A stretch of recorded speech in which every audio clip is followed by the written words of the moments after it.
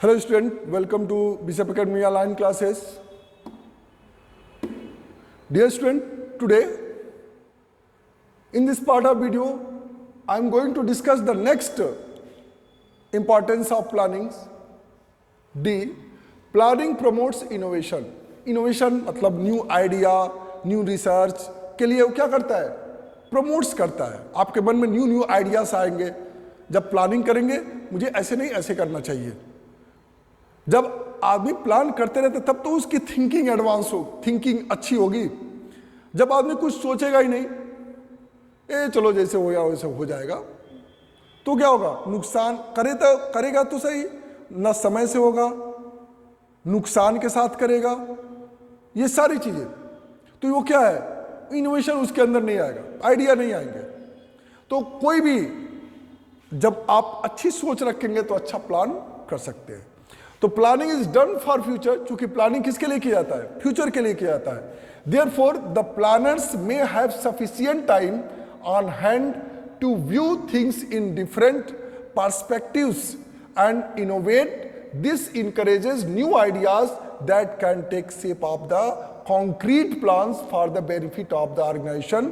For example, the process of product planning and development involves a series of brainstorming activities so as to design and create product which will outshine the competitor's product. It is solely based on the imagination and creativity of the person involved in the process. यानी production purpose में जब हम किसी goods का production की planning करते हैं, product की प्रोडक्शन की प्लानिंग करते हैं, तो हम प्लानिंग कैसे करेंगे कि हमारा गुड्स कैसा प्रोड्यूस होना चाहिए, उसकी क्वालिटी कैसी होनी चाहिए कि जो कंपटीटर कंपनियां हैं उनके गुड्स के हमारी क्वालिटी के कंपैरिजन कैसे करें और कैसे बेस्ट एंड बेस्ट क्वालिटी को हम स्टैंडर्ड क्वालिटी को रिप्रेजेंट कर सके और मार्केट में एक एज ए कंपटीटर की तरह से हम अपना मार्केट में जगह बनाएं.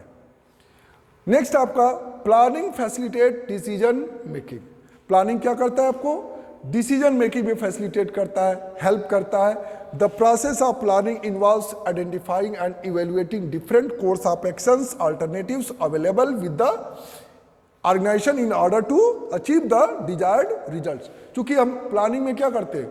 हम कई अल्टरनेटिव कोर्स ऑफ एक्शन अपने पास. अल्टरनेटिव कोर्स ऑफ एक्शन का मतलब ऑप्शन है कि अगर इस तरह का अगर इंसिडेंट होता है, इस तरह का सिचुएशन आता है तो हम ये कोर्स ऑफ एक्शन, ये ऑप्शन सेलेक्ट करेंगे.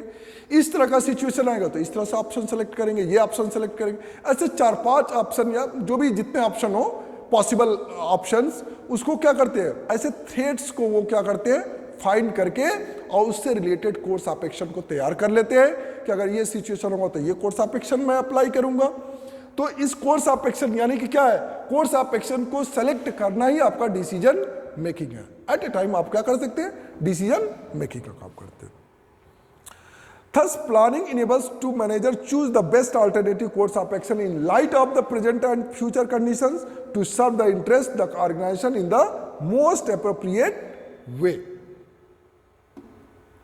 For example, Raju owns a printing shop in one of the main market in Lucknow from the past some time. Raju एक प्रिंटिंग शॉप रखा है जो मेन मार्केट में लखनऊ में है. He has been receiving a lot of complaints about the poor quality of the photocopy from many customers. उसके पास ढेरों सारे कंप्लेन आते हैं, कंप्लेन रिसीव हो रहा है कि आपकी फोटोकॉपी बहुत खराब हो रही है, आपकी क्वालिटी अच्छी नहीं है. In order to deal with this problem, Raju considers many options like getting the machines repaired. पहला कई ऑप्शन उसके पास रखा कि सबसे पहले तो लग रहा है कि मेरा मशीन खराब है, मैं मशीन को रिपेयर करवाऊं, या परचेजिंग ए न्यू मशीन, या फिर मैं क्या करूं? न्यू मशीन परचेज करूं जो विद लेटेस्ट टेक्नोलॉजी, जो लेटेस्ट टेक्नोलॉजी का आया है. या फिर तीसरा option purchase a similar new machine, या ऐसे ही दूसरे मशीन को मैं परचेज करूं. Getting the scanner of the present machine, या इसी मशीन का मैं दूसरा एक स्कैनर परचेज करूं, चेंज उसको चेंज कर दूं, प्रेजेंट मशीन को चेंज करके एंड सो ऑन. तो इस तरह का उसके मन में इस तरह का वो थिंकिंग आती है. अब इसमें से इसी थिंकिंग को वो इन फ्यूचर ऐसा कौन कौन से थ्रेड्स हो सकते हैं जिससे कि ये इस तरह का उसकी सोच इफेक्टेड हो सकती है, तो इसके लिए वो 3-4 कोर्स आप एक्शन तैयार करता है और उसमें से कोई एक इसमें से सेलेक्ट करता है और उसको अप्लाई करता है। नेक्स्ट आपका लास्ट आपका इंपॉर्टेंस है planning establishes standards for controlling. Planning establishes standard for controlling. Controlling के लिए प्लानिंग हेल्प करता है। Planning and controlling are interdependent and interrelated functions. जो प्लानिंग और कंट्रोलिंग है, planning is the first function of management and controlling is the last function of management. So it both are interrelated, both are interrelated and interdependent, because the planning, the controlling process is based on the planning process। यानी कि जो controlling है वो planning जो हुआ है उसी के बेस पर ही उसको कंट्रोल करने का काम करता है। The standard set in the process of planning provides the basis for performing controlling functions. In the absence of such standard, it will be difficult for the managers to determine if the actual work being performed is appropriate or not.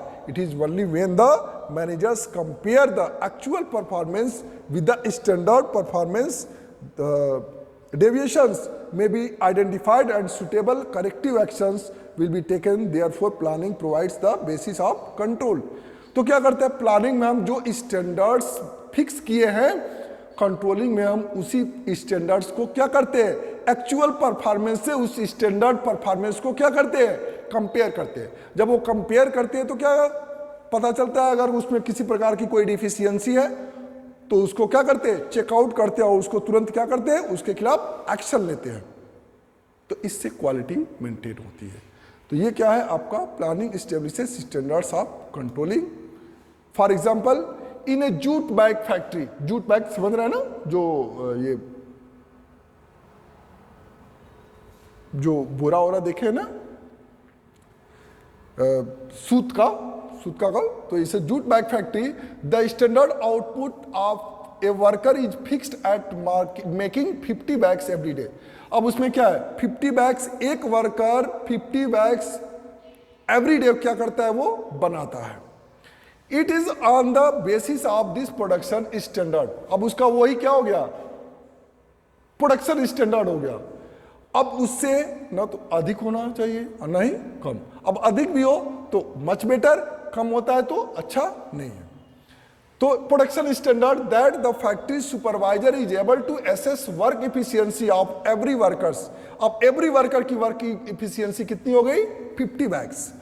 In order to understand the concept better, let's take up a situation where there are 2 workers working in this factory, namely Arun and Gaurav। अगर अरुण और गौरव 2 workers हैं, on a given day, उस दिए हुए दिन पर the daily output of Arun is 35 bags and Gaurav makes 50 bags। अब देखिए 2 अरुण और गौरव हैं, अरुण 35 बैग्स बनाता है और गौरव 50 बैग्स बनाता है, तो परफॉर्मेंस किसका अच्छा रहा, 35 का 50 का गौरव।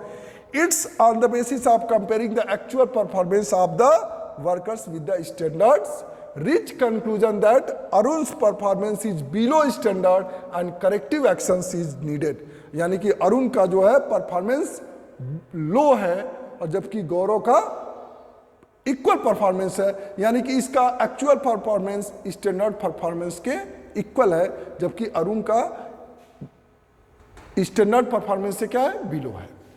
तो इस तरह से आप कंट्रोलिंग का काम करते हैं। फिर इसके खिलाफ, अरुण के खिलाफ क्या करेगा, मैनेजमेंट एक्शन लेगा। ठीक है, thank you, have a nice day.